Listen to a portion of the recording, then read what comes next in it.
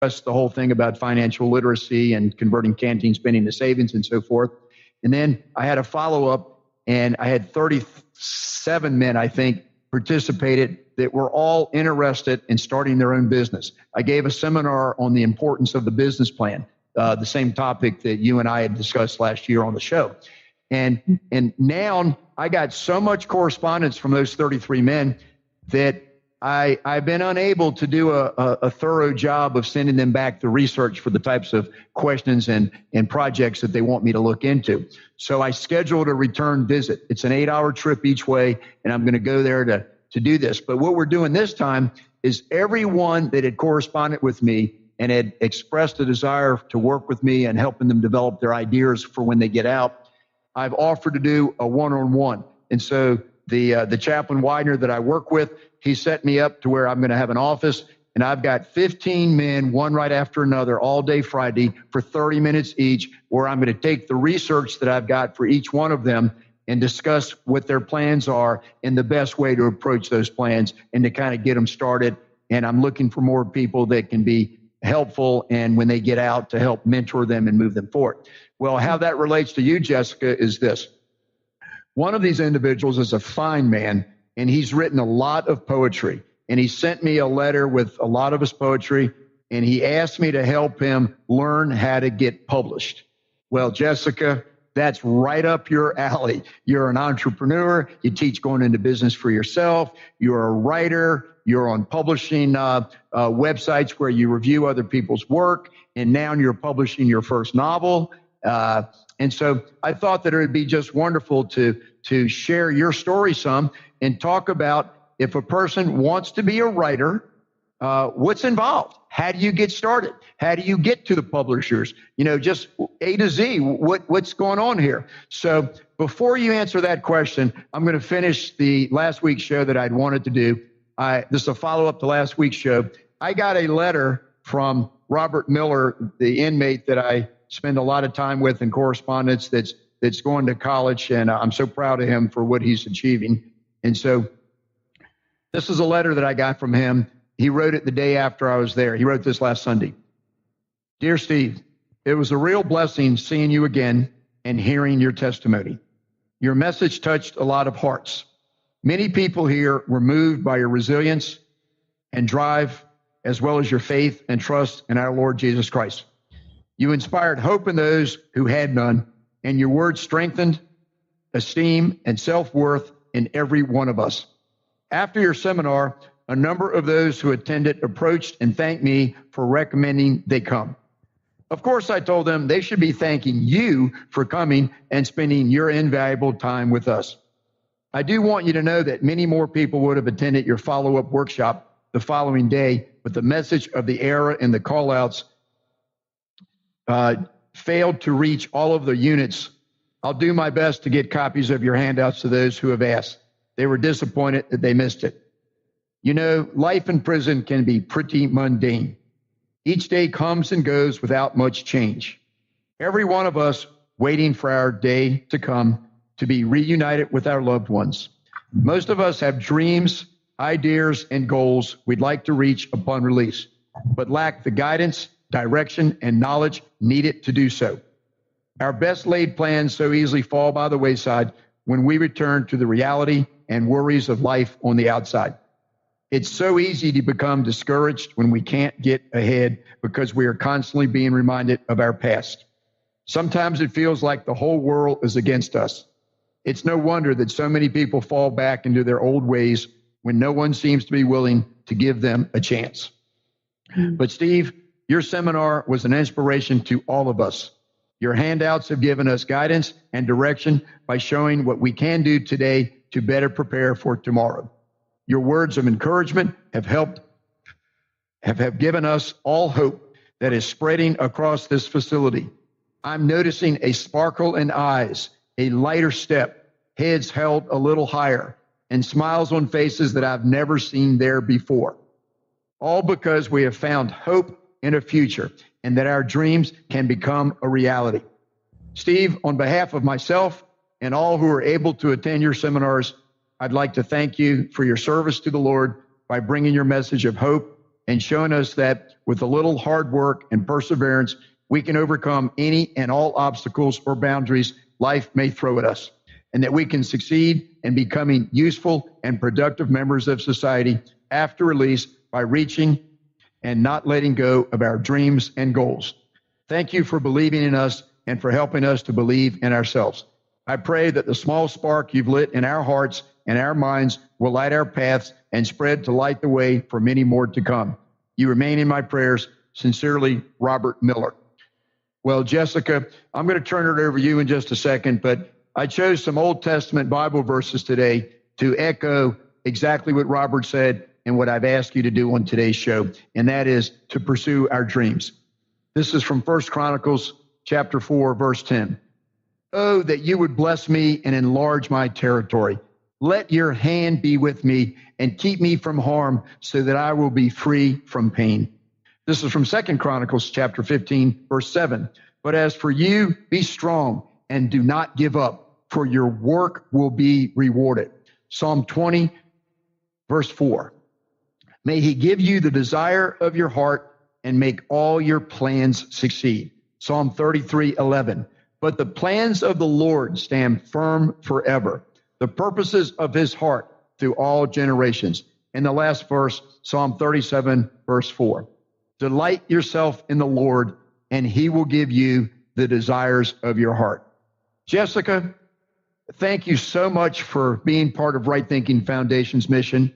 And thank you for being willing to share some of your story and some of your counsel, some of your advice. And with that said, Jessica, tell us how to do it.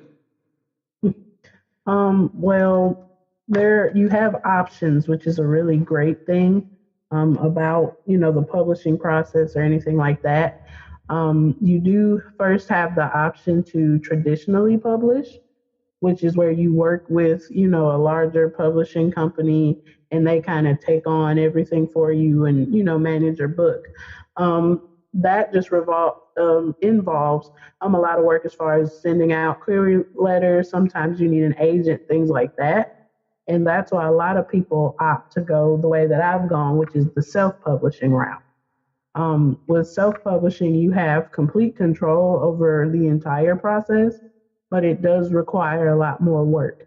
So, just kind of know, what you're going into with either one, in that regard.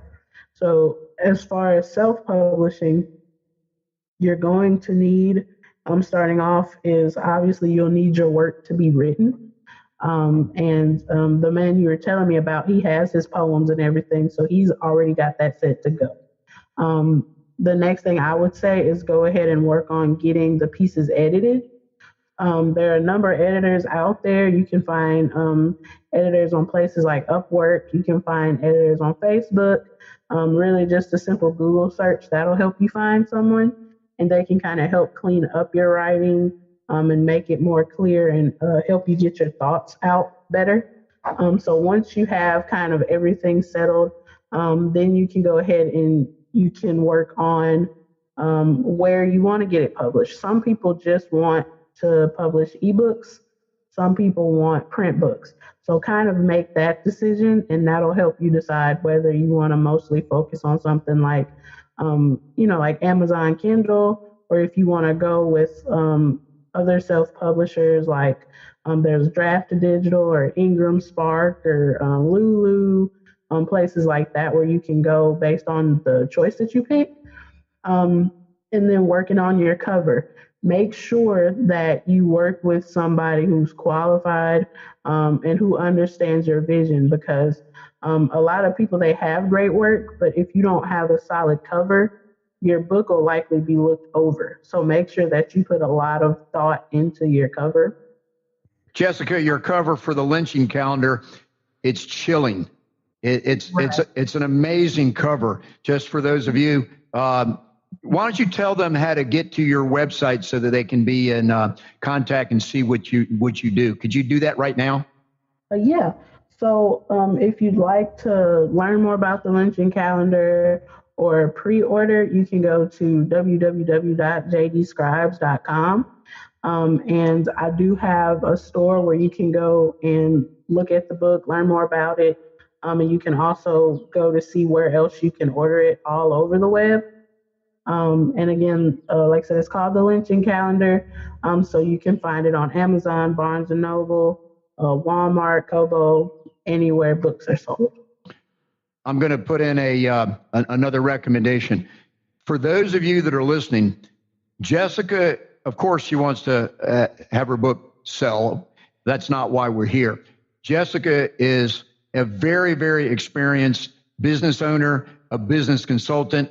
And if you listen to the other shows that she did, you'll understand what she's capable of. But any one of you that needs direction and would like to talk to Jessica, I can say this: Jessica has a wonderful heart, and she's going to have a beautiful conversation with you, and she will help steer you in the right direction. And it may or may not be using Jessica's own company to help you move forward. I'm not trying to solicit business for Jessica per se, but I'm telling you that she's as good as any out there, and it just may be that she's got a communication that is just perfect for you. So just contact Jessica, because she has so much to offer you. And as you can hear from the way that she's starting to explain these things, she's very, very knowledgeable and qualified, and has a great communication. So Jessica, you talked about printed materials versus an ebook or a print book.